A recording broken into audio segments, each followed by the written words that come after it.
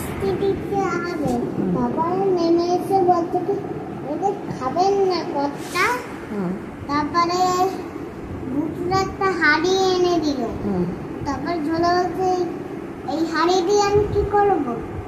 তারপরে এই হাঁড়িতে যা পাবেন তাই তাই সত্যি হয়ে যাবে।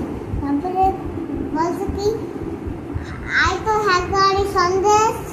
তারপরে চলে এসছে ওকে আনন্দে ভাবলো একটু বন্ধুর বাড়ি যাবো।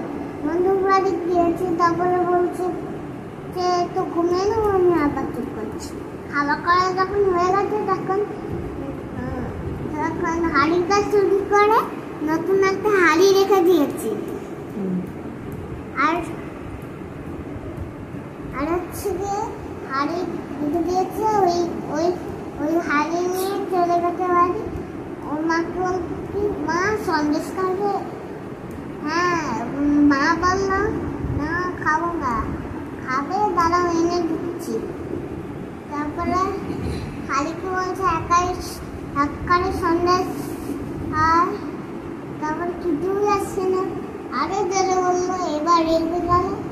আবার কাল সকালে আবার গেল ভূতের কাছে। বলছে একটা খাই দুটো খাই সাত বেটাকে চিবিয়ে খাই। একটা খাই দুটো খাই সাত বেটাকে চিবিয়ে খাই। বলছে যখন ভূতরা নেমে বলছে যে খাবেন না। এই নেন একটা ছাগল। ছাগল নিয়ে ঝোলা বলতে ছাগলে গিয়ে করি ছাগল নিয়ে কি করবো? তারপরে বলছে এই ছাগলের যা এই ছাগলের বগলে কাটুকুটু দেবে দেখবেন ও হাসবে মুখটা অনেক মোহর পড়বে। তারপরে কাটুকুটু দিয়েছে অনেক মোহর পড়ছে। আপনার ওইগুলো নিয়ে বন্ধুর বাড়ি গেছে। আবার চুরি করে নিয়েছে।